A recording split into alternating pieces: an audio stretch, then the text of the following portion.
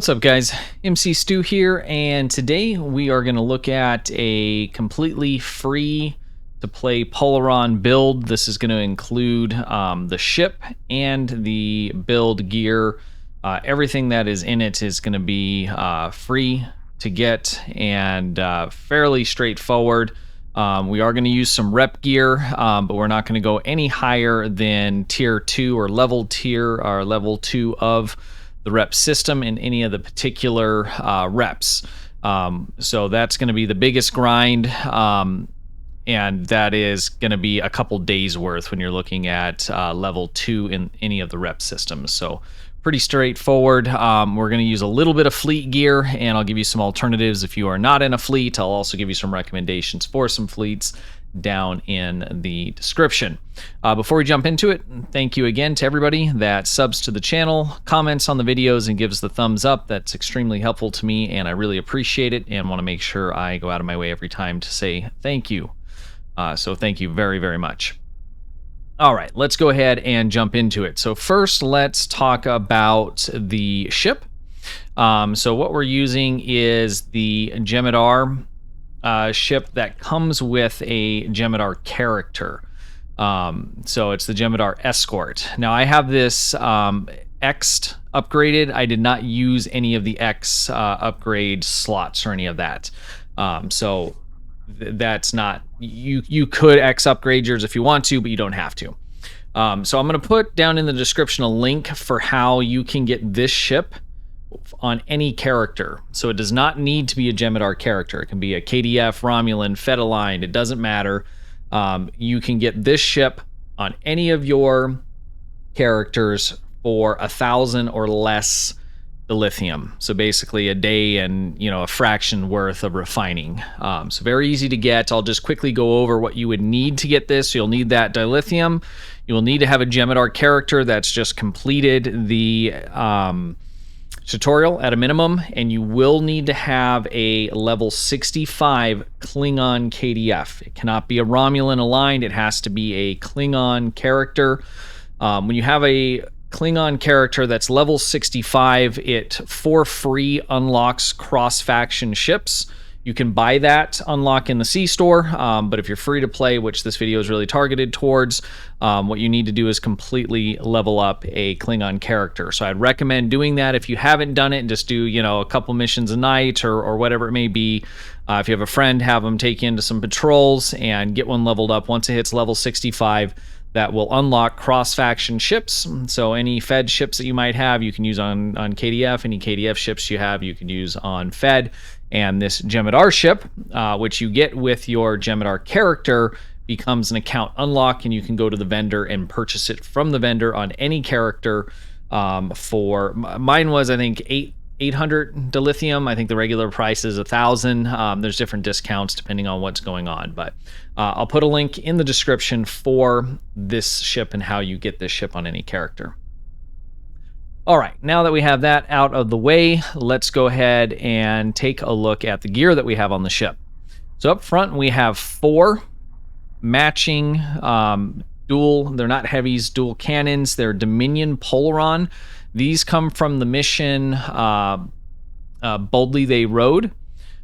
This is a mission that's in an arc that has been removed from the mission the mission lineup, so it's not in that any longer. There's a special way to unlock it, and it becomes available in the available tab. You have to start with the first mission in the arc and move forward. I just did a video a day or so ago, depending on when this goes live, that shows how to unlock these missions, or this string of missions, and I'll put that link down in the description for you as well. But basically, I repeated that episode 4 times, actually 5 times, because the shield comes from there as well, and was able to pick up the 4 front weapons and the shield from that mission.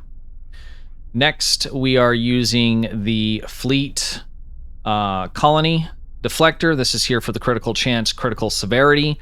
If you don't have access to a fleet, you could use the 3rd piece of this Jem'Hadar space set, which is going to come from the same place that the engine comes from, so we'll jump to that next.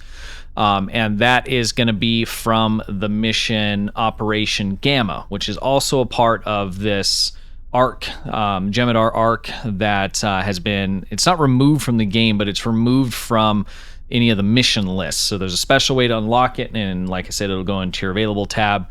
Link for the video on how to do that is down in the description. So that's where the engine comes from, and if you do not have access to the fleet gear or a fleet colony at a level that has this deflector, you could use the deflector that goes with this set. Let's take a look at the set bonus. So I'm using the 2-piece of this here, and the reason I'm using the 2-piece is that it gives us an additional 16.4% Polaron damage. It also gives us some drain expertise. So Polaron, the proc that most of them have, most of the Polaron weapons have built in are either reduces shields or subsystem power. It's basically a drain mechanic. It's not a very strong mechanic in the game. You'll find most Polaron items are gonna boost this, or make a difference on the skill for this, or something around drain. You're going to see that quite a bit. I would not build towards drain even on a full Polaron build. The mechanic is just not very powerful, but that's what you're going to see quite a bit of. But the reason that the 2 pieces here is for this Cat 1 16.4% boost. If you use the deflector instead of the colony deflector, then you'll get the 3-piece set. And this basically is going to, it's going to affect 5 foes, up to 6 kilometers, 90-degree arc. For activation time is 0.5 seconds. It's going to last, or the recharge is for 1 minute 30 seconds, and this is going to reduce the shield to any of the foes in front of you in that 90-degree arc. All right, let's go ahead and move on here. So yeah, if you need the 3-piece, then, or if you don't have the deflector, you can add that in and get the 3-piece. I was thinking back to the, not to get too off subject, but I was thinking back to the torpedo build that I did the day before yesterday. It was an all-free one. This 3-piece would actually be a good set with that clicky, since torpedoes, shields are the main things that block torpedo and kinetic damage. That 3-piece would probably actually be pretty decent for that 100% free-to-play mission drop build.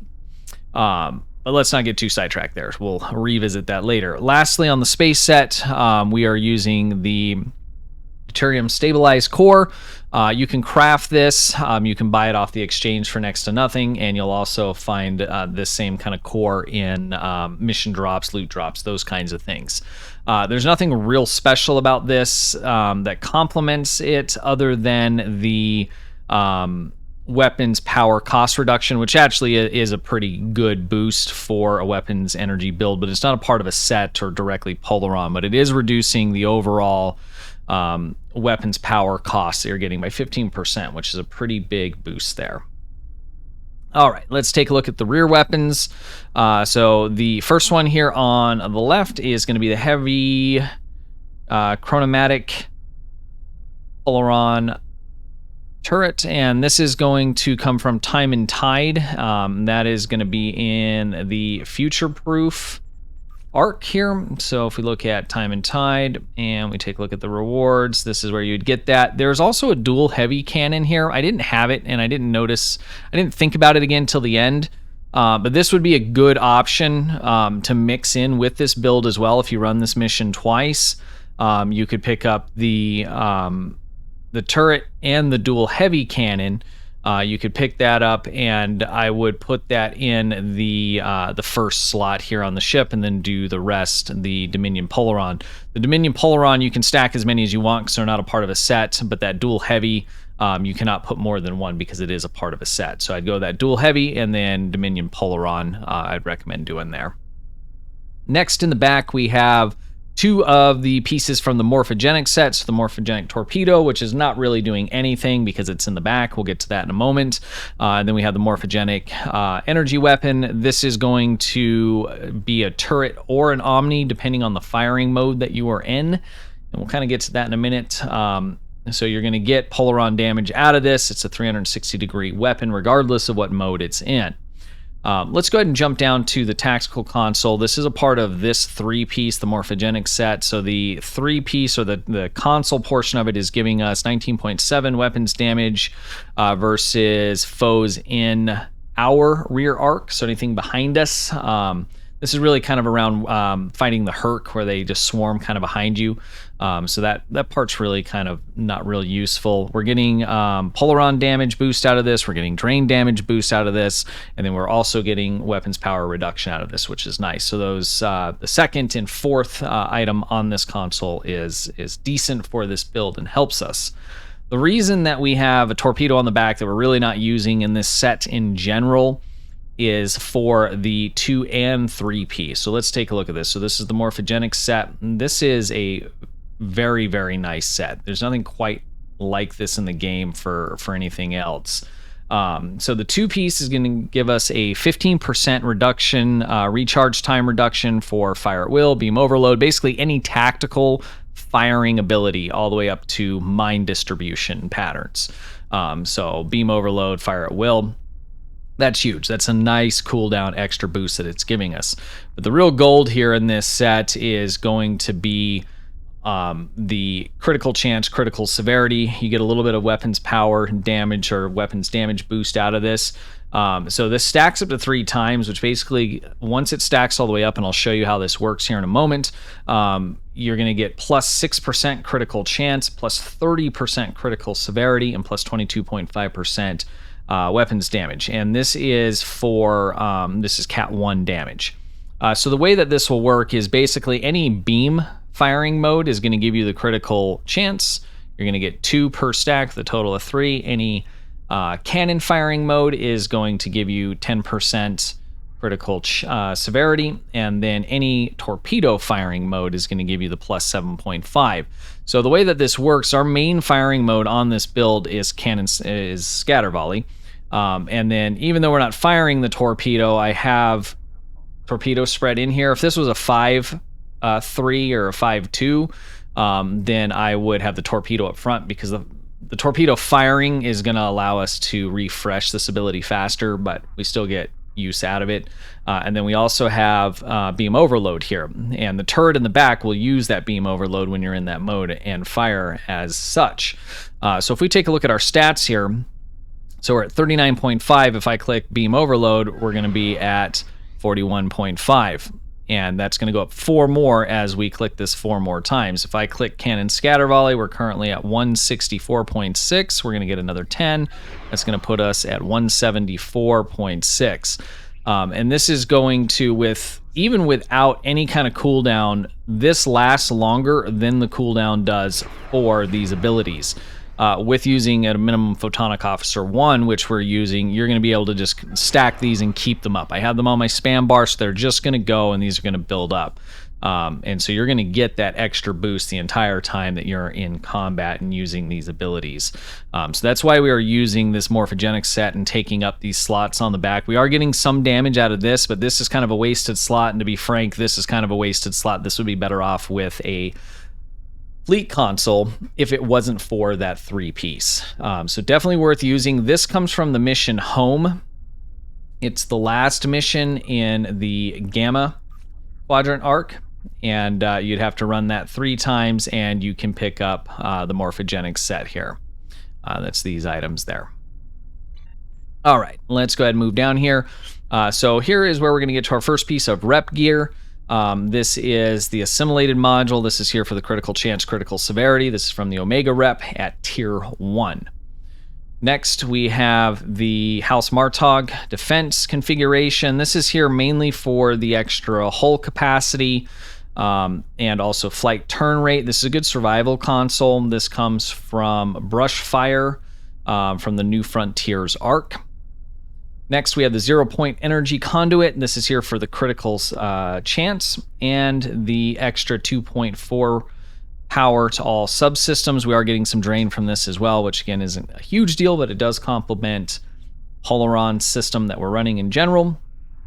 This comes from the Romulan rep tier 1 as well. All right, next we have the reinforced armaments.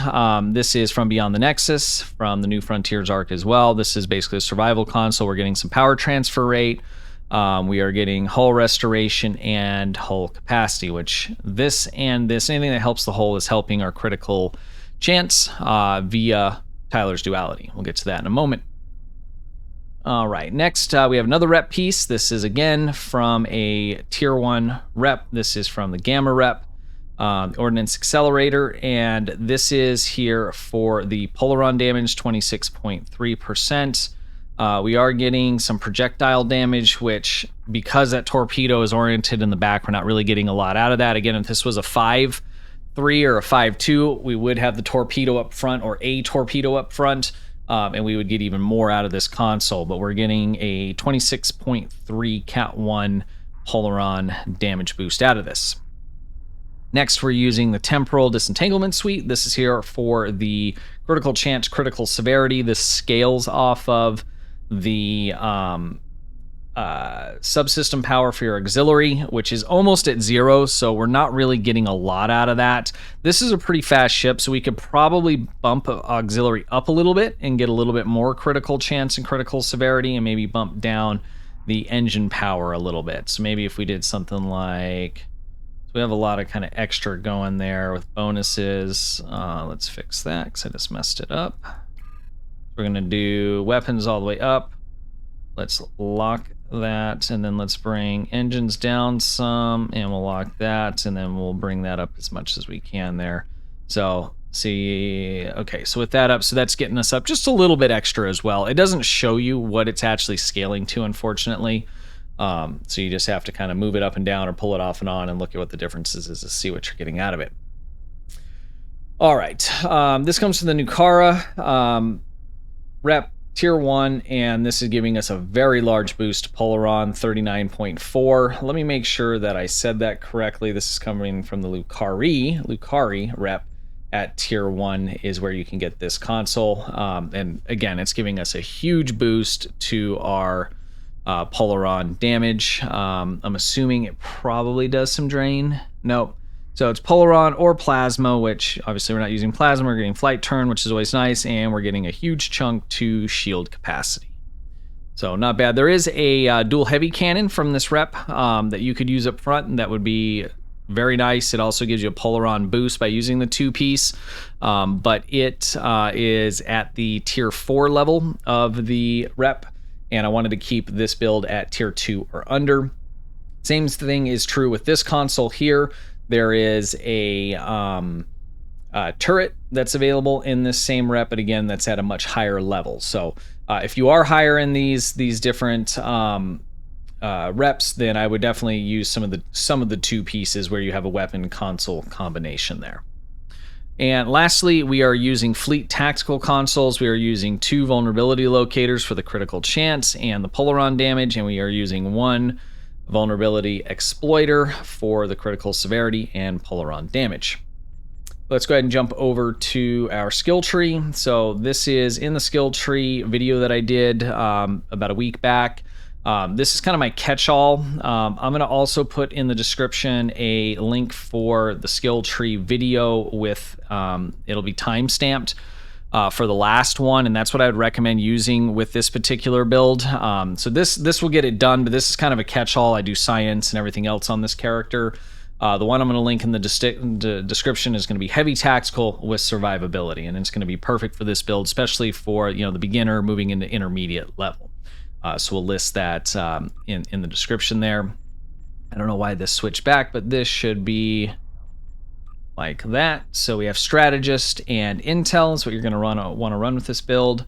For traits, we are using all stock traits that come from unlocking the different specializations. So every time you unlock a specialization, you're going to get those. So we have arrest, we have demolition team, we have improved predictive algorithms, and we have unconventional tactics.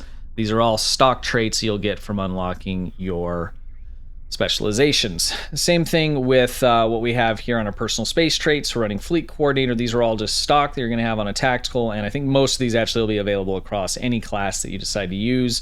So we have fleet coordinator, we have innocuous, we have operative, We have Point Blank. This is not stock. This comes from a mission drop in the Iconian arc. You'll have to look that up because I can't remember off the top of my head which mission it is, but if you look up Point Blank Shot, again, it's in the Iconian arc, and you can get this from running one of those missions. We are using Death Cannoneer.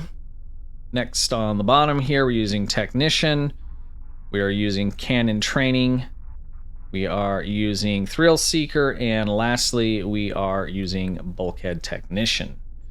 For the space reputation, we are using Advanced Targeting System for the critical severity. We are using Precision for the critical chance. Next, we have Magnified Firepower, and this is for the weapons damage boost that you get from that. And then Tyler's Duality, which allows us to boost the amount of critical chance that we are getting based off of the hull. These two here are going to be, I believe, from tier 1 or tier 2 of the rep, so I guess these are kind of cheating. This one's going to come a little later, like tier 4, tier 5. Tyler's Duality as well is going to be tier 4 or 5 from the Discovery rep. So fill these in with what you have if you're not higher up on the reps, but these personal reputation traits here are kind of cheating based on the parameters that we set for this build. So sorry about that. All right, for tactical, we have Tactical Team 1. We are using Torpedo Spread 2. We are using Attack Pattern Beta, Cannon Scatter Volley 3. This is our main firing mode. I have Beam Overload 1 and 2 listed here. I'm only using 2. One's not there. There's basically more tactical slots than I have abilities to use for it. So this is just kind of a wasted one at this point. If you have anything that's not included here, like Chemosight or distributive targeting or pretty much anything else, you could put that here. But there's no reason to use copies. Again, this is here because I didn't have anything else that fit in the parameters. I do have Chemosight, I do have distributive targeting, but that goes outside of the complete free-to-play setup. These are lockbox items. All right, for engineering, we are using emergency powered engines. This procs our con duty officer that refreshes emergency power to our evasive maneuvers. So if we use evasive maneuvers, once that goes off of cooldown, by having this ability with the duty officer, which we'll look at in a moment, this goes on to cooldown. I can click emergency powered engines and boom, it reduces the cooldown for this item by quite a bit. So very nice to have. That comes from the Phoenix boxes. We'll look at that. That's something very easy to get in game. Next, we are using directed energy modulation. This is giving us negative 5% energy weapon shield penetration for 30 seconds. Actually, it's not negative, it's plus. So it's a dash plus. Kind of weird the way they have that laid out. And then plus 5 armor penetration for 30 seconds as well.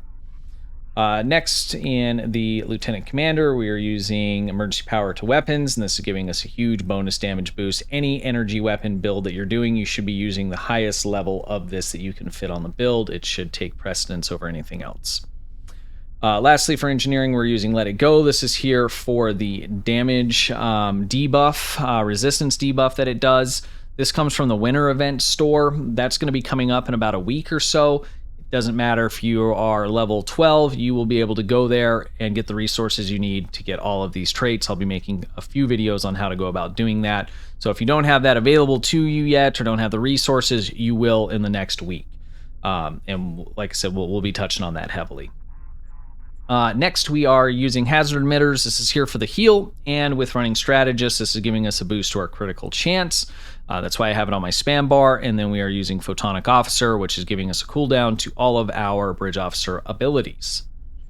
All right, let's take a look at our duty officers, and then we'll go ahead and jump in and do a run and see how this bad boy performs. So for duty officers, some of this stuff is box, but it's really low level, low quality. So you can get it off the exchange for next to nothing. People throw these away, give these away. Some of them can come from just free boxes that you get, duty officer packs, that is. Use whatever you can fit in here. So like technicians that will emergency power to subsystem, will cool itself down, those kinds of things. Damage control duty officers, those are going to be some other options that you have as well. So what I'm using, first one is going to be energy weapons officer. This gives us a chance to stack critical severity buff when firing energy weapons. You can get the green ones of these off the exchange for like next to nothing. Basically do a patrol, sell all the loot, and you could buy one of these no problem. It's not going to make or break the build. Even on a blue one, the chance is 3%. It's tiny, so you get it sometimes, sometimes you don't. Next one is basically the same thing. Is it the same thing? It is not the same thing. This is a chance to reduce time to recharge when using cannons fire mode. So this helps cool down cannon scatter volley faster. It's 50% chance to reduce that by 7.5 seconds, which is actually pretty nice. That's a nice ability there. Next one we have is... what is this? 10% chance to boost penetration by 100 for 10 seconds, activating tactical team. 10% chance to boost accuracy for rating by 5 for 10 seconds when activating tactical team. Okay, I mean, it's kind of nice. Again, not a make or break there. I tried to fit in just stuff that was really cheap and easy to get and that made sense. Just go through your duty officers, find what makes sense. And this one here is going to be the other flavor of this guy here. So this one is giving us a chance for critical chance as opposed to critical severity. This is a green one. Again, you can get these off the exchange for really cheap, or if I just left this off, it really wouldn't make any difference. It's a 2% chance to give us 1% critical chance.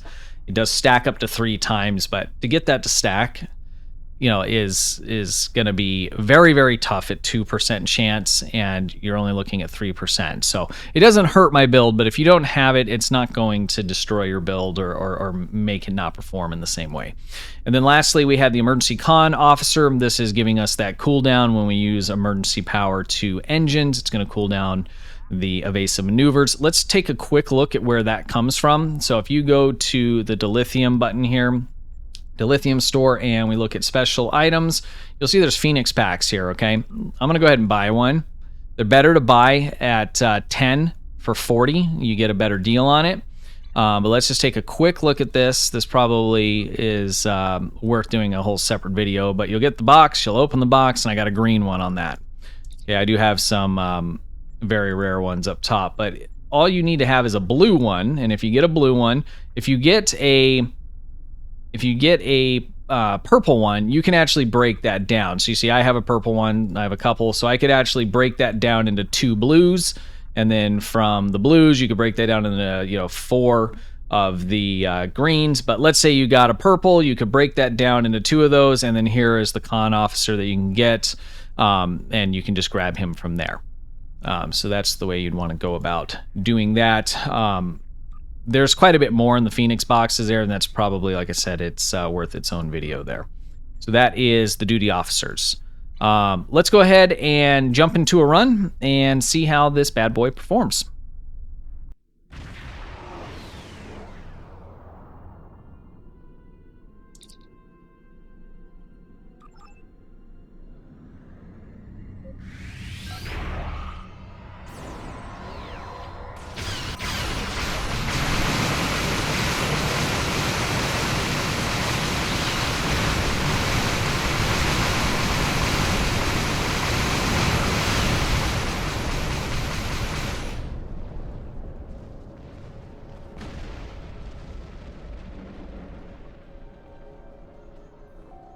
Entered an area. You are now... Looks like our fight got them to notice us. Let's go over and ask if their boss might come out of hiding.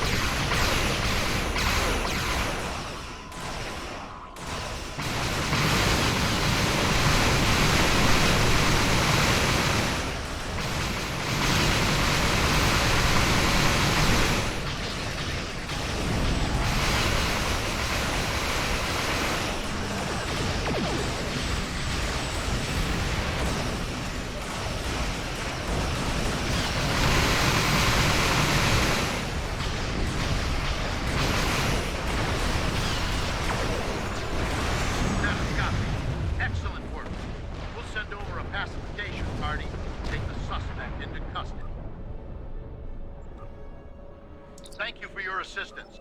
There have been rumors that the Borg... We have the suspect in custody.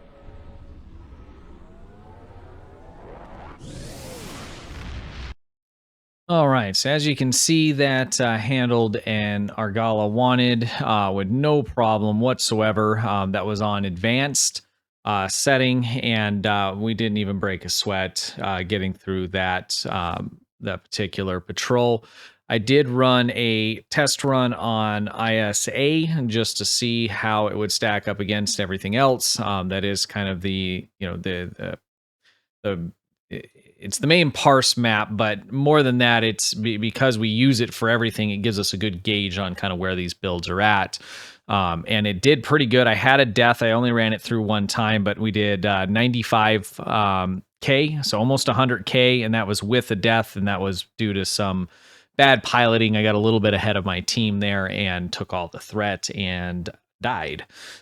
So practicing this particular build, the flight of the ship, positioning, things like that, we could easily break over 100 plus, probably 115, 120 on a build like this, which is really good for literally $0. If you have leveled a KDF character, and a Fed character to max level, and have gotten your reputations to at least tier 1 and tier 2, in just a couple of these, you can put this ship together and get the kind of performance that I am getting out of it, and better. Like I said, with the one run that I did, and every build you do is going to fly different. You need to treat it different. You need to position differently. You need to activate things differently, and it takes practice to really kind of dial in not just what's on the ship, but how you're using what's on the ship. So at 95K on a first go with a death like that, there's a lot of room for improvement with what is on the ship, just using the ship. So I feel pretty good about that. I was pretty impressed with the run. And again, for $0, I mean, there's literally nothing that is paid that is in this particular build. So that is very good. One thing I did want to point out when I was going over the build, and I actually skipped over it, was the experimental weapon. Before I did any of these runs, I switched it out. So I did have the Soliton Wave Impeller here. And this is off the Rising Corvette, the tier 6 one from 2 years ago, summer event. So I did take that off because many of you, if you're newer players, aren't going to have that. And I used what comes stock on the ship. It is upgraded, but I used the stock experimental weapon, the ion stream projector. And that's what will come on the ship. That is what I used in Argala and on the test ISA run that I did. So I just want to clarify that on that. All right, guys. Well, I hope that is helpful. Like always, I think this is great. I mean, for a free-to-play player and a relatively newer player, I mean, you can level 2 characters if you're casually playing in a month or two. And just so we're clear, I mean, you're not going to start playing this and on week 2 even have stuff like this. I mean, it's an MMO. It requires grind. There's just no way around that.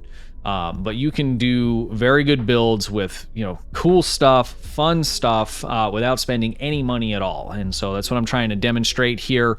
I'm going to link all the different videos that go into, acquiring the ship, acquiring the missions to get the gear for this ship, and the skill tree. So you'll have everything that you need to put together this build here and go out and have a good time with it. If you have any questions, go ahead and put them down in the description. Let me know what you guys think. Check out the Discord server. Link for that will also be in the description. If you need help with builds, have questions on the missions, whatever it may be, there's a great community in there, and we're more than willing to help you out and just chat with you and have a good time. If this was helpful, hit the thumbs up button, hit the subscribe, ring the bell. I'd really appreciate it. And until next time, guys, stay safe, and thank you very much for watching.